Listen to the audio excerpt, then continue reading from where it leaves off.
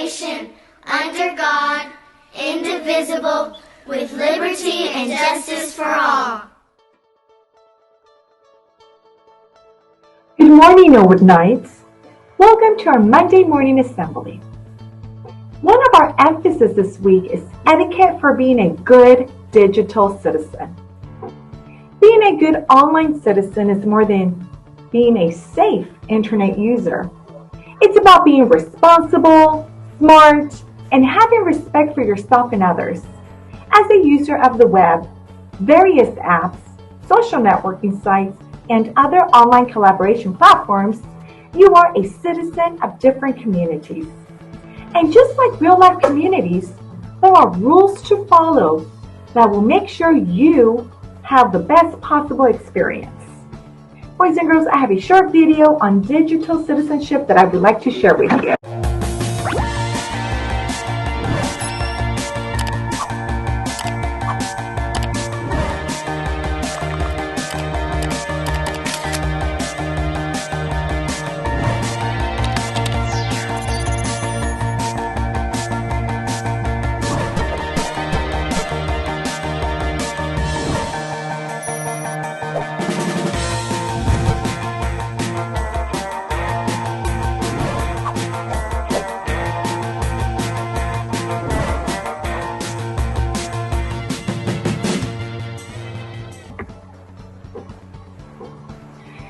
All digital citizens, boys and girls, protect private information.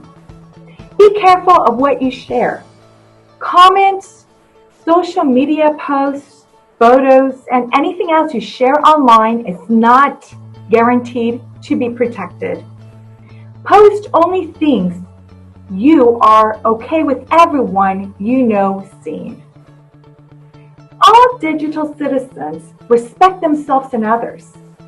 Boys and girls, treat others the way you want to be treated. Keep your comments positive.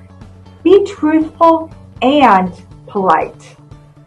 If you want to go the extra mile, acknowledge when someone has been helpful. Thank them and pay it forward. All digital citizens stay safe online by listening to their gut feelings. Be vigilant. If you see something online that may be harmful to you or someone else, report it to the site's authorities or an adult you trust. With cyberbullying and online predators, we cannot be too careful these days, boys and girls. And we all need to look out for each other. Stand up for cyberbullying when you see it happen. All digital citizens balance the time they spend using media and doing other activities. You need to interact with the real world and find some time to do outdoor activities. And don't forget to spend more quality time with your family, boys and girls. I want to thank you for joining us today. And don't forget to reflect on etiquette for being a good digital citizen. Have a wonderful week of learning.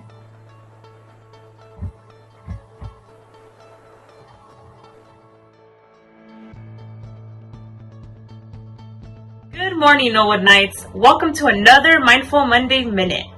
October is Anti-Bullying Month, and today I'm going to talk to you about how you can be a good friend by being an upstander. When someone is being picked on, you can be an upstander by standing up to the bullying. You can choose from 4 upstanding options. Option number 1. Be a buddy to the person being bullied. Option number 2. Interrupt the bullying so you give the person a chance to leave, which will then make the bully stop. Option 3. Speak out. I know this one takes tons of courage, but you can say, "Stop being mean, that's not welcomed here." This might also get other people to look and they can join you in becoming an upstander. And option 4. Tell someone. Whether it's during the bullying or after, it is important to tell an adult. This is not tattling because you are not trying to get anyone in trouble. You just want to keep someone safe. It takes courage and hard work to be an upstander, but by being an upstander, you will be an awesome friend to someone when they need it the most. Thank you, Knollwood Knights, and I encourage you to be an upstander. Bye!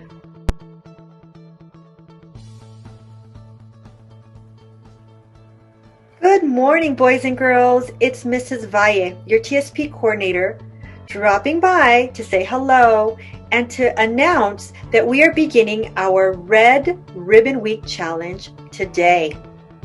Red Ribbon Week is a special week celebrated in schools all around the country to make the pledge to stay healthy and drug-free.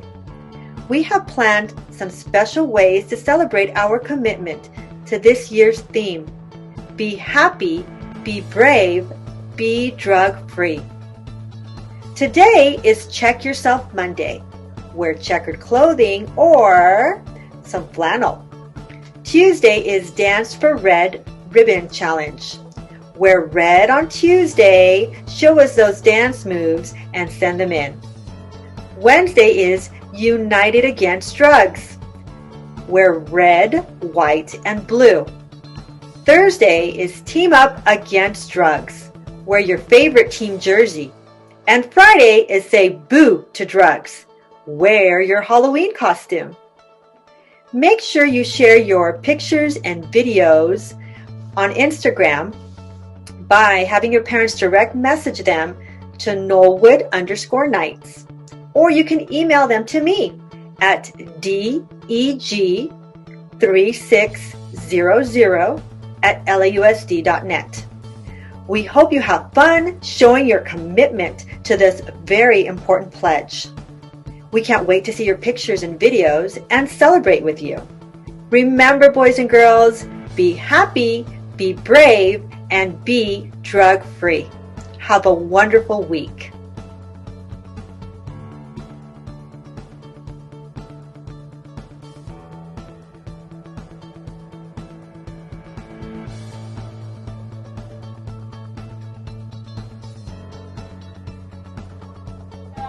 We're going to do, this is going to be our first cooking segment during our Coffee with the Principal, and if it goes well, hopefully we'll be able to do lots more in the future.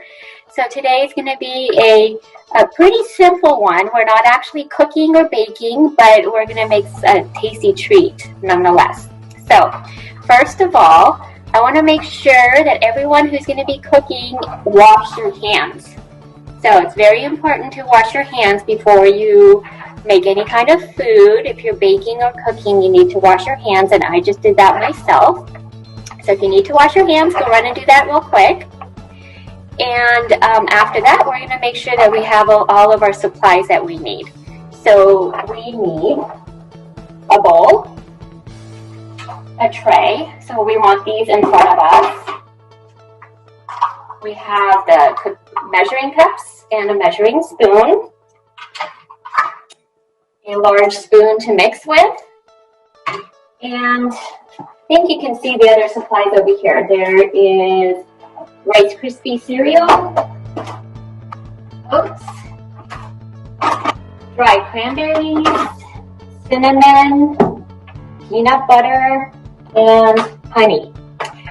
So what we're going to do first is, you want to make sure the bowl is in front of you. We are going to measure 1 cup of the Rice Krispie cereal. So go ahead and open up your cereal. Okay, so we are going to measure 1 cup of the Rice Krispie cereal. Okay, so I have 1 cup. I'm going to pour it in my bowl. Okay, so after we have that, we're going to take the same amount, take the measuring cup, 1 cup of the oats. So we're going to measure 1 cup of oats. Okay, you're going to add that to your bowl. Okay, so now you're going to take your cinnamon and your measuring spoon. Now you don't need very much cinnamon, so you're only going to need a 1/4 teaspoon. Now measuring spoons come in all different shapes and sizes, so find the 1/4 teaspoon, or if you have an adjustable one like I do, I adjust it to 1/4 teaspoon. Okay? Take your cinnamon. And if you put a little extra, it's okay. Okay, so we're going to get a 1/4 teaspoon. And I like more cinnamon, so I'm going to put a little bit more. And we're going to sprinkle it in our bowl. Okay, that smells really good. Okay.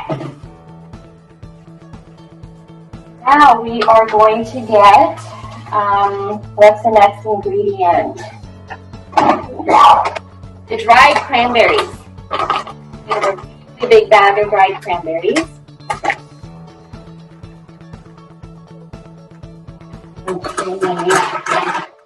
A 1/4 cup.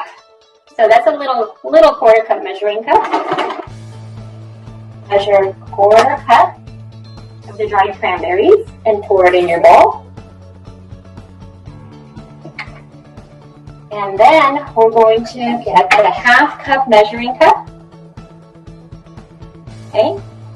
And measure out 1/2 cup of your peanut butter.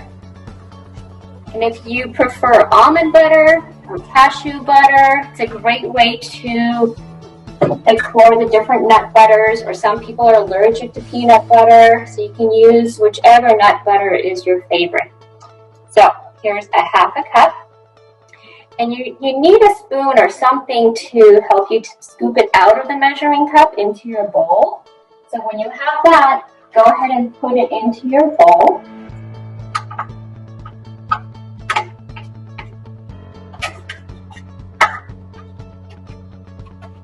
Okay. And then now, the recipe calls for 1/3 cup of honey. So I have a honey like this. Some peanut butters are very sweet. So I'll leave it up to your parents to decide how much honey to put in. The recipe calls for 1/3 cup. So if you don't have a very sweet peanut butter, the 1/3 cup will be just fine. So that's the 1/3 cup measuring cup. Okay. You want to fill the measuring cup. That's about 1/3 cup of honey. Okay. And pour that into your bowl.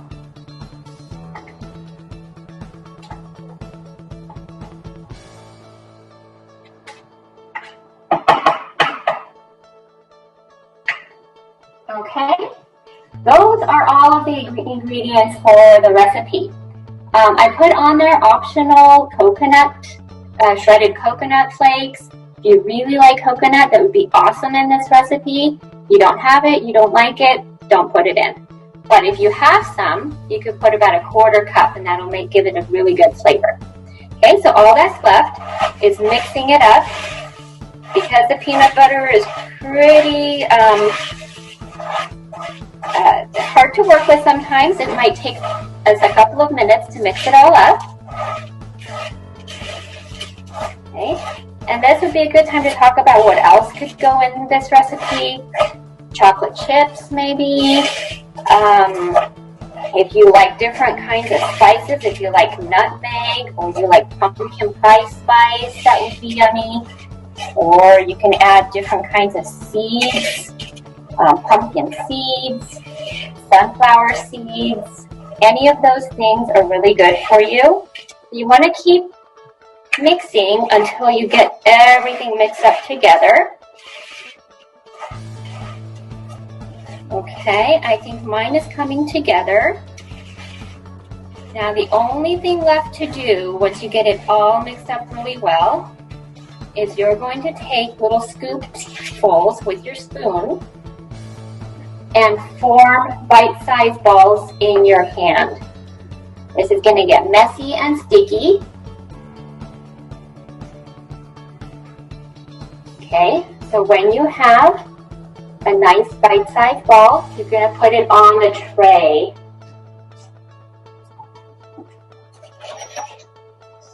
Okay. You can use gloves if you choose, but since you're the one eating it, you don't have to use gloves. If you were to make this for somebody else, of course, you would like to use gloves.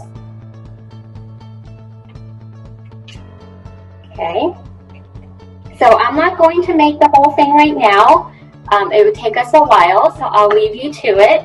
But this, even though you can eat this right now, it's really, really good if you refrigerate it for at least a couple of hours, or overnight would be great.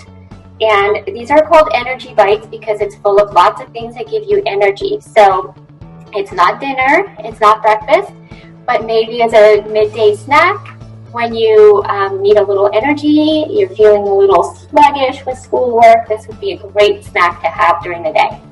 Okay, so that's the end of the recipe. Hopefully we can do this again soon.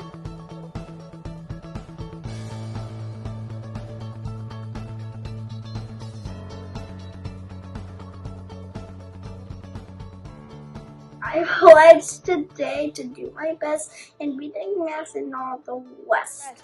I promise to obey all the rules in my class and in my school. I will respect myself and others too. I will respect the best in all I can do. To try my best and be all I am college bound.